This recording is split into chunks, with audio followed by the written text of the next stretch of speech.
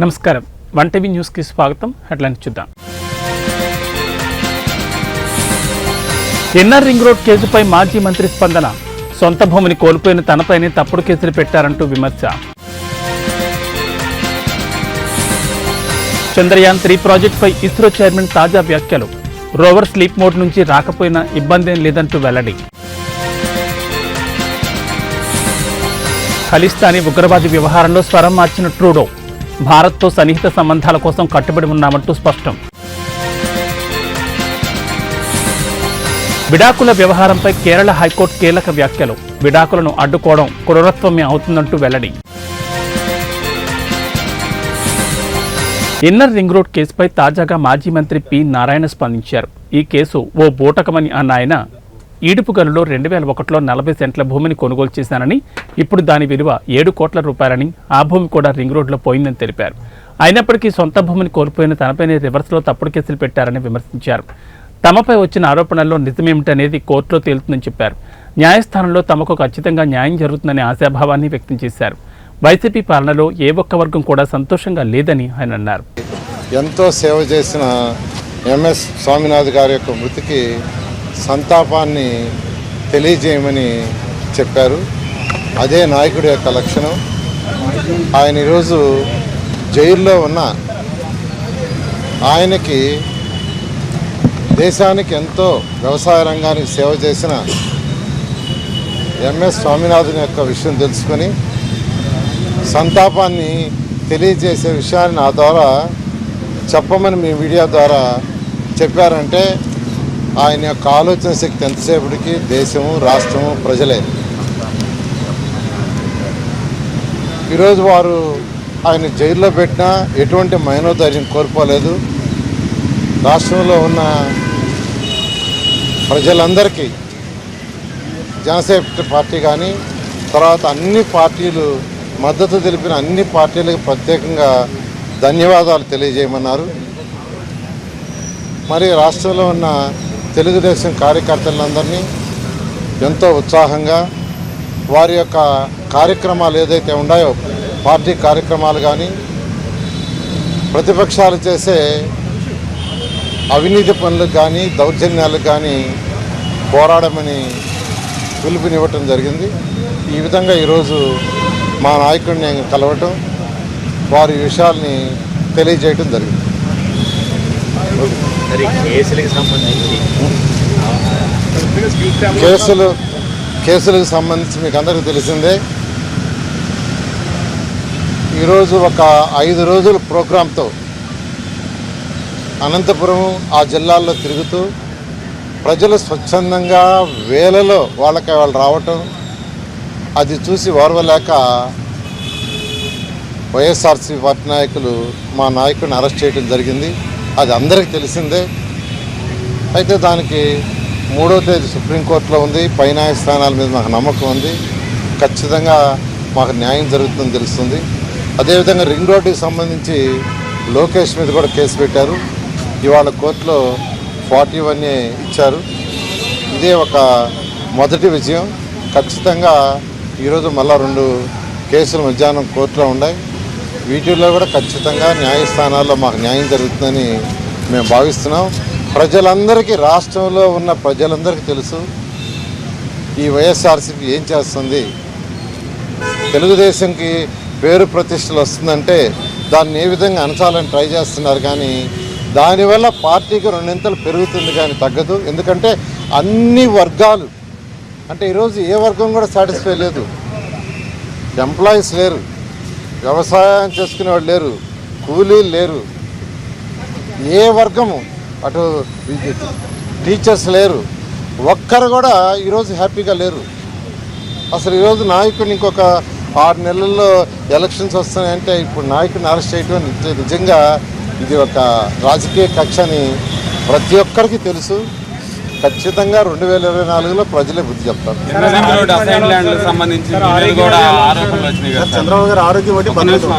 Inner ring road నా సొంత ల్యాండే 2001లో కొన్నది.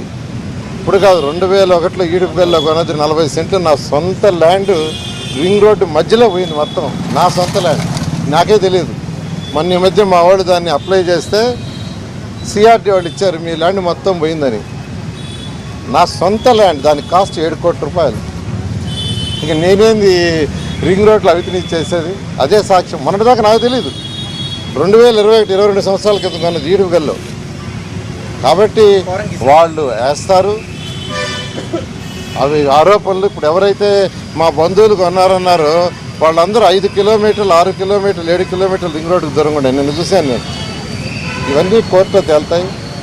కోర్టులు న్యాయస్థానాలు ఖచ్చితంగా న్యాయం చేయడం జరుగుతుంది. ఏదో ఒక బురద సాక్ష్య పేపర్ ఉందని బురద లేయటం తెలుస్తుంది వాళ్ళకి, కానీ రియాలిటీ కోర్టులోనే తెలుస్తుంది. పార్టీ పరంగా ఎలా వెళ్ళబోతున్నారు? ఉమ్మడి కార్యాచరణ జనసేనతో ఎలా ఉండబోతుంది? చంద్రబాబు పార్టీకి సంబంధించినటువంటి ఆదేశాలు ఎలా జరుగుతుంది? ఖచ్చితంగా మీకు అందరికీ తెలుసు, ఆల్రెడీ జనసేన అధినేత పవన్ కళ్యాణ్ గారు చాలా క్లారిటీగా చెప్పారు.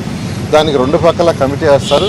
కమిటీని బేస్ చేసుకొని కమిటీలు ఇచ్చే రిపోర్ట్ ప్రకారం ఇద్దరు నాయకులు డిసైడ్ చేసి ముందుకు పోవడం జరుగుతుంది.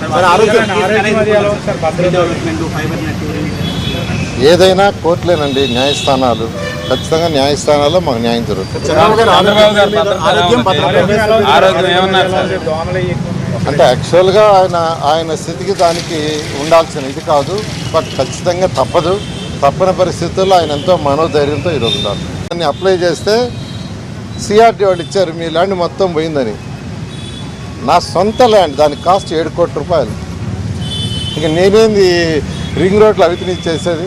అదే సాక్ష్యం. మొన్నటిదాకా నాకు తెలియదు, 2021 22 సంవత్సరాల క్రితం కొన్న జీడిగల్లో. కాబట్టి వాళ్ళు వేస్తారు అవి ఆరోపణలు. ఇప్పుడు ఎవరైతే మా బంధువులు కొన్నారన్నారో వాళ్ళందరూ 5 కిలోమీటర్లు 6 కిలోమీటర్లు 7 కిలోమీటర్లు రింగ్ రోడ్డుకు దూరంగా ఉండే. నేను చూశాను. నేను ఇవన్నీ కోర్టులో తేలుతాయి. కోర్టులు న్యాయస్థానాలు ఖచ్చితంగా న్యాయం చేయడం జరుగుతుంది. ఏదో ఒక బురద సాక్ష్య పేపర్ ఉందని బురద లేయటం తెలుస్తుంది వాళ్ళకి, కానీ రియాలిటీ కోర్టులోనే తెలుస్తుంది. పార్టీ పరంగా ఎలా వెళ్ళబోతున్నారు? ఉమ్మడి కార్యాచరణ జనసేనతో ఎలా ఉండబోతుంది? చంద్రబాబు పార్టీకి సంబంధించినటువంటి ఆదేశాలు ఎలా జరుగుతుంది? ఖచ్చితంగా మీకు అందరికీ తెలుసు, ఆల్రెడీ జనసేన అధినేత పవన్ కళ్యాణ్ గారు చాలా క్లారిటీగా చెప్పారు. దానికి 2 పక్కల కమిటీ వేస్తారు. కమిటీని బేస్ చేసుకొని కమిటీలు ఇచ్చే రిపోర్ట్ ప్రకారం ఇద్దరు నాయకులు డిసైడ్ చేసి ముందుకు పోవడం జరుగుతుంది. ఏదైనా కోర్టులేనండి, న్యాయస్థానాలు. ఖచ్చితంగా న్యాయస్థానాల్లో మాకు న్యాయం జరుగుతుంది. అంటే యాక్చువల్గా ఆయన స్థితికి దానికి ఉండాల్సిన ఇది కాదు, బట్ ఖచ్చితంగా తప్పని పరిస్థితుల్లో ఆయన ఎంతో మనోధైర్యంతో ఈరోజు ఉన్నారు. Thank you. పశ్చిమ బెంగాల్ ముఖ్యమంత్రి మమతా బెనర్జీతో పాటు స్పెయిన్కు వెళ్లి అక్కడి బెంగాల్ పెట్టుబడి ప్రణాళికను ప్రకటించిన భారత క్రికెట్ మాజీ కెప్టెన్ సౌరవ్ గంగూలీ వార్తల్లో నిలిచారు. దీనిపై బీజేపీ కాషాయ శిబిరం నుంచి విమర్శలొచ్చాయి. దీనికి గంగూలీ తనదైన శైలిలో స్పందించి విమర్శలను తిప్పికొట్టారు. తనకు రాజకీయాలతో ఎలాంటి సంబంధం లేదని స్పష్టం చేశారు. ఈ విషయంలో రచ్చ సృష్టించడానికి ప్రయత్నిస్తున్న వారందరూ ఆ పని మానుకోవాలని సూచించారు.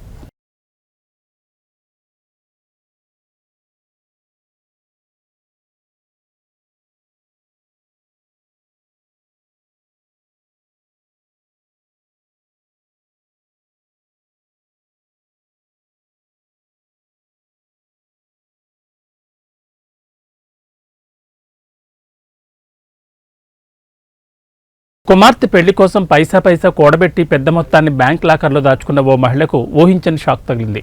ఉత్తరప్రదేశ్లోని మొరాదాబాద్లో అల్కా పాఠక్ అనే మహిళ గత ఏడాది అక్టోబర్లో బ్యాంక్ ఆఫ్ బరోడా ఆషియానా శాఖలోని లాకర్లో 18 లక్షల రూపాయలు దాచుకున్నారు. ఇటీవల బ్యాంక్ అధికారులు ఆమెను సంప్రదించి లాకర్ ఒప్పందాన్ని రెన్యువల్ చేయించుకునేందుకు, కేవైసీ వివరాలను అప్డేట్ చేయించుకునేందుకు రావాలని కోరారు. ఈ క్రమంలో బ్యాంకు వద్దకు వచ్చిన అల్కా పాఠక్ తాను భద్రపరిచినవన్నీ సక్రమంగా ఉన్నాయో లేదోనని చూసుకునేందుకు లాకర్ను తెచ్చారు. లాకర్లో ఉన్న డబ్బంతా చెదరపట్టడం చూసి విస్తుపోయారు. కూతురి పెళ్లి కోసం ఎంతో కష్టపడి పొదుపు చేసుకున్న డబ్బంతా ఇలా చెదపురుగుల దాడిలో దుమ్ములా మారిపోవడంతో ఆమె పుట్టెడు దుఃఖంలో మునిగిపోయారు.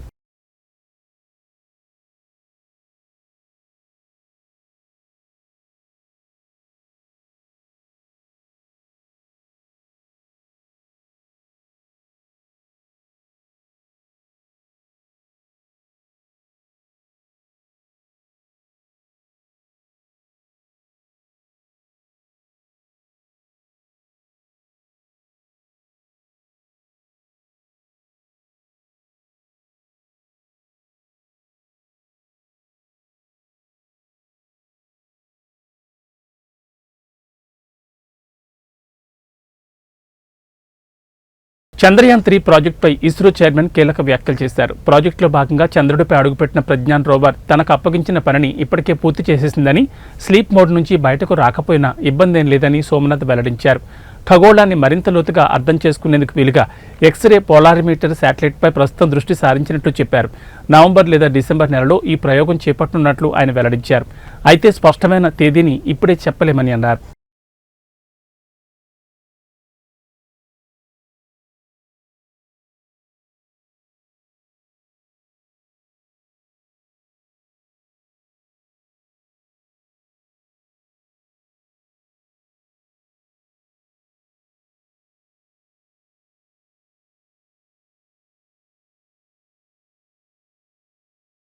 బహిరంగ చర్చా వేదికల్లో ప్రత్యర్థి పార్టీల వ్యక్తులు పరస్పరం వాదులాడుకోవడం, నోరు పారేసుకోవడం తరచూ చూస్తూనే ఉంటాం. కానీ పాకిస్తాన్లో ఓ లైవ్ టీవీ డిబేట్లో జరిగిన ఓ వాగ్వాదం కాస్త శృతిమించింది. నేతలు జుట్టు పట్టుకుని కొట్టుకోవడం, కిందపడి తన్నుకోవడం దాకా వెళ్ళింది. ఇందుకు సంబంధించిన వీడియో ఒకటి ప్రస్తుతం సామాజిక మాధ్యమాల్లో వైరల్గా మారింది.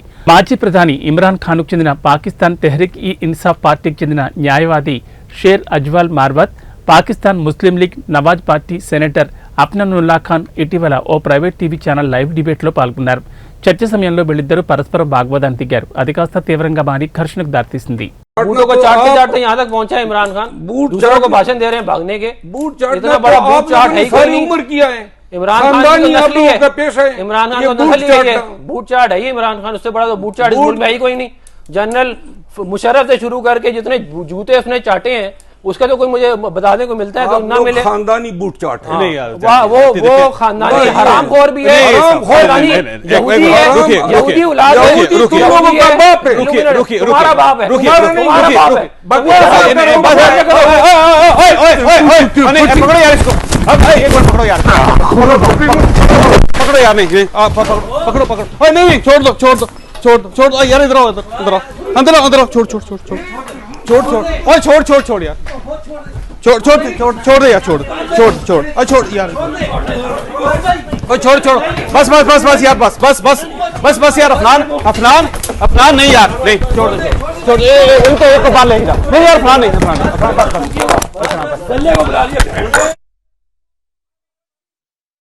ఖలిస్తానీ ఉగ్రవాది హర్దీప్ సింగ్ నిజ్జర్ హత్య వ్యవహారంలో భారత్పై తీవ్ర ఆరోపణలు చేసిన కెనడా ప్రధానమంత్రి జస్టిన్ ట్రూడో ఒక్కసారిగా స్వరం మార్చారు. మాంట్రియాల్లో నిర్వహించిన ఓ సమావేశంలో ఆయన మాట్లాడుతూ, గ్లోబల్ స్థాయిలో భారత్కు పెరుగుతున్న ప్రాధాన్యత చూస్తున్నాం. ఇలాంటి టైంలో కెనడా, దాని మిత్రపక్షాలు భారత్తో సంబంధాలు మరింత మెరుగుపరుచుకోవాలని తీవ్రంగా ప్రయత్నిస్తాయని వ్యాఖ్యానించారు. భారతదేశం అభివృద్ధి చెందుతున్న ఆర్థిక శక్తి, భౌగోళిక రాజకీయంలో కీలక పాత్ర పోషిస్తోంది. కిందటి ఏడాది మేము ఇండో పసిఫిక్ వ్యూహాన్ని అందించాం. తమ దేశం ఇప్పటికీ భారత్తో సన్నిహిత సంబంధాలను ఏర్పరచుకోవడానికి కట్టుబడి ఉందని తెలిపారు.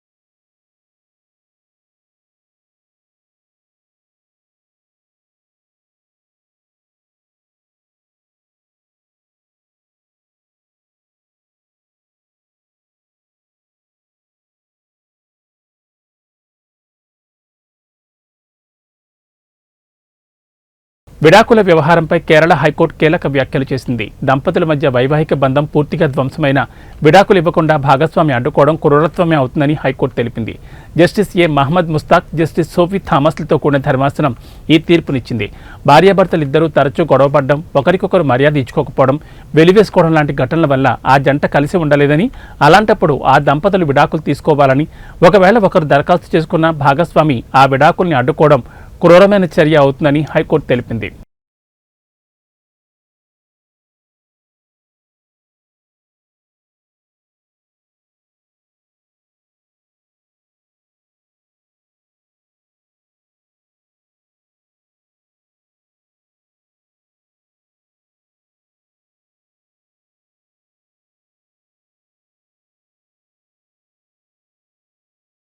ప్రస్తుతం ఇంటర్నెట్ విచ్చలవిడిగా పెరిగిన ఈ తరుణంలో యువత ప్రత్యేకంగా వీడియోలు రూపొందించి సోషల్ మీడియాలో పోస్ట్ చేస్తున్నారు. ఇలా వీడియోలు పోస్ట్ చేస్తూ సోషల్ మీడియా ఇన్ఫ్లుయెన్స్గా గుర్తింపు పొంది రాత్రికి రాత్రే స్టార్డమ్ సంపాదించుకుంటున్నారు.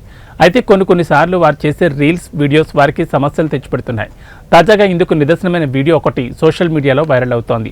పంజాబ్కు చెందిన ఓ యువతి రీల్స్ కోసం ఏకంగా పోలీస్ వాహనాన్ని వాడగా ఇది సోషల్ మీడియాలో పోస్ట్ అయ్యాక తెగ వైరల్ అయింది. అది కాస్త పోలీసు ఉన్నతాధికారుల దృష్టికి వెళ్లడంతో వాహనంపై రీల్స్ చేయడానికి అనుమతించిన ఆఫీసర్ అశోక్ శర్మను సస్పెన్షన్ చేశారు.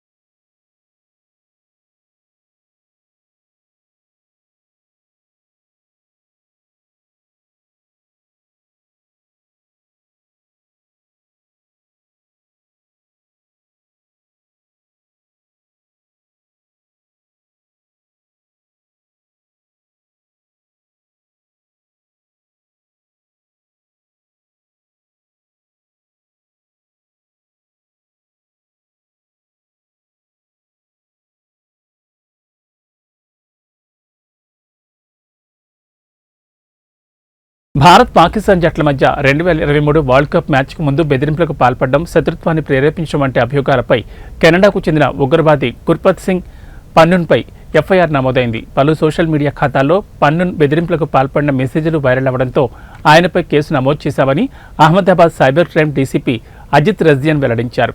ఇది వరల్డ్ కప్ క్రికెట్ ప్రారంభం కాదని, వరల్డ్ టెర్రర్ కప్ ప్రారంభమని బెదిరింపు మెసేజ్లో నిషేధిత 6 ఫర్ జస్టిస్ వ్యవస్థాపకుడు కూడా ఆయన గుర్పత్ సింగ్ పన్నూన్ చెప్పారు.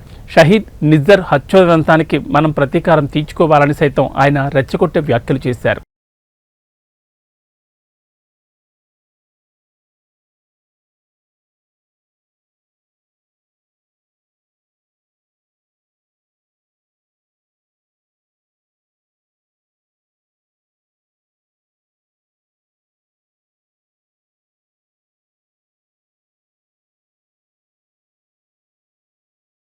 ట్విట్టర్, టెస్లా కంపెనీల అధినేత ఎలాన్ మస్క్ సామాజిక మాధ్యమాల్లో చిన్న పోస్టు పెట్టినా వైరల్ అవుతోంది. తాజాగా ఆయన టెక్సాస్ సరిహద్దు ప్రాంతాన్ని సందర్శించిన వీడియోను తన అధికారిక ఎక్స్ ఖాతాలో పంచుకున్నారు. టెక్సాస్ సరిహద్దు ప్రాంతం ఈగిల్ పాస్ను గురువారం సందర్శించారు. ఈ ప్రాంతంలో చాలా రోజులుగా వలసదారులు తిరుగుతున్నారు. కష్టపడి పనిచేసే నిజాయితీ గల వలసదారులను మాత్రమే స్వాగతించాలి. చట్టపరమైన ఇమిగ్రేషన్ను సులభతరం చేయాలి. అంతేకాకుండా అక్రమంగా ప్రవేశించే వలసదారులను అడ్డుకోవాలి. సామాజిక సేవల పతనానికి దారితీసేంత భారీ వలసలను ఆపాలి. అందుకు చట్టబద్ధమైన చర్యలకు ఆమోదం తెలపాలి. వలసదారులకు నేను అత్యంత అనుకూలం అంటూ మస్క్ వీడియోను పంచుకున్నారు.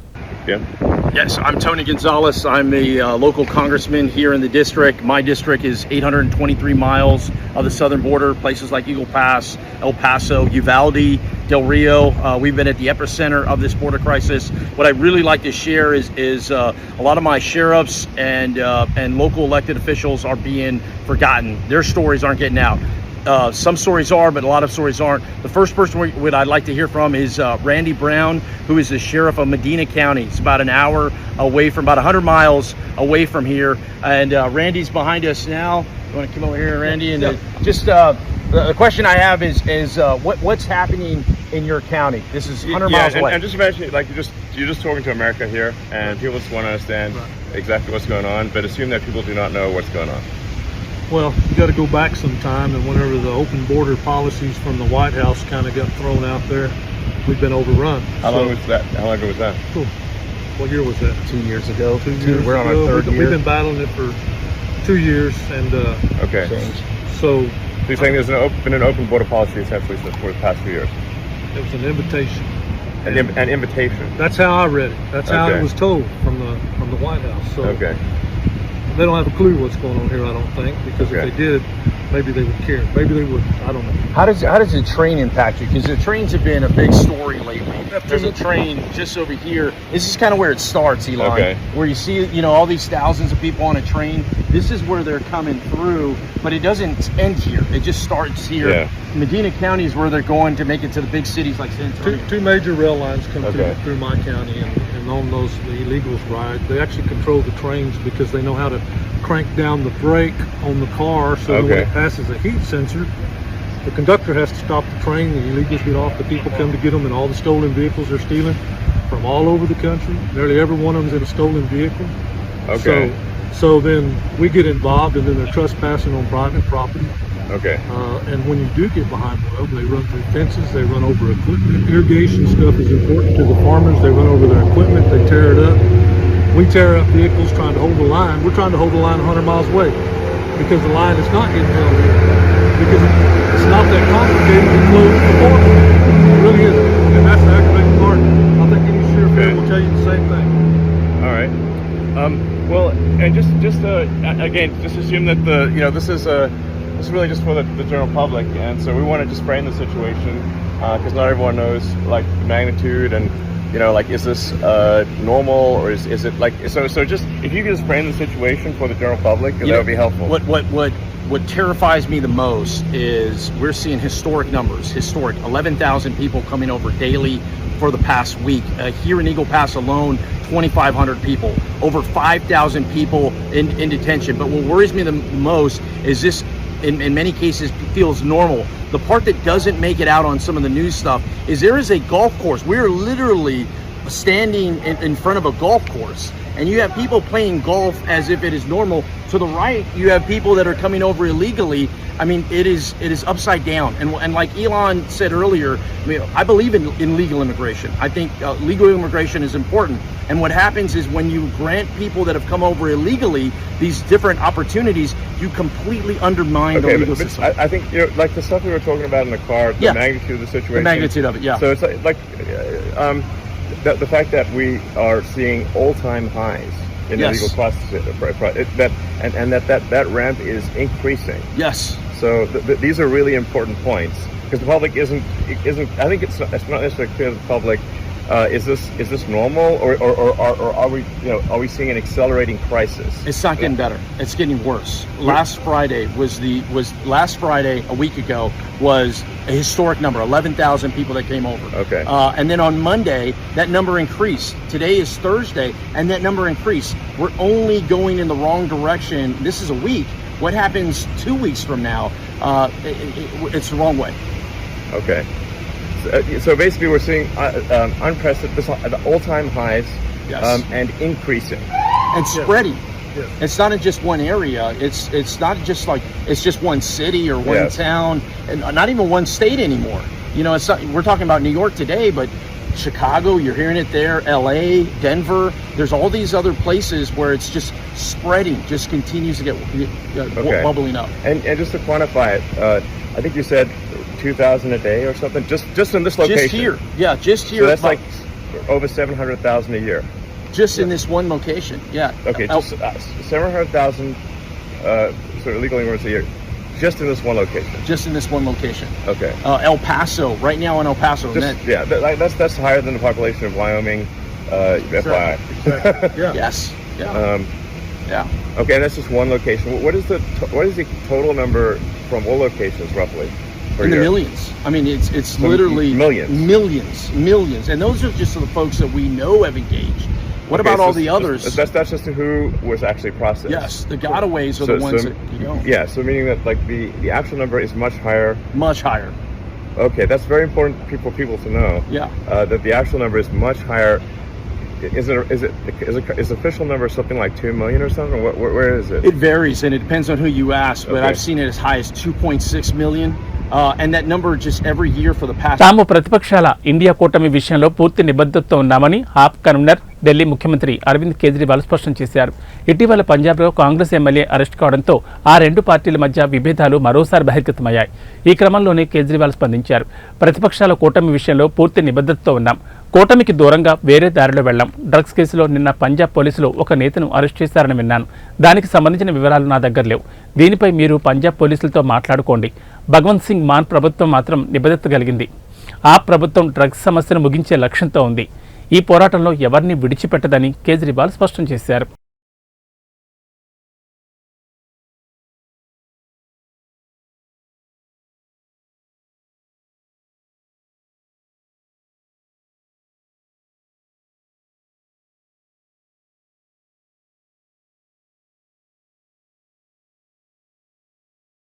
ప్రముఖ విమానయాన సంస్థ జెట్ ఎయిర్వేస్కు సంబంధించి కీలక పరిణామం చోటు చేసుకుంది.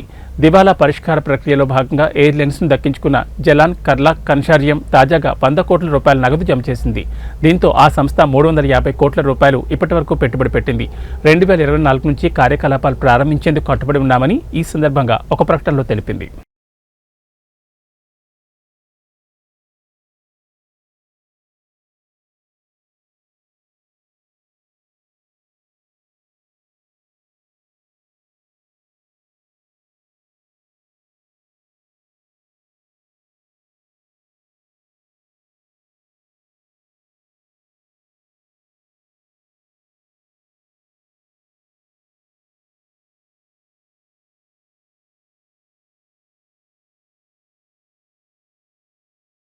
ఇవి bulletin updates. Keep watching ONETV news. ప్రతిక్షణం ప్రజల పక్షం.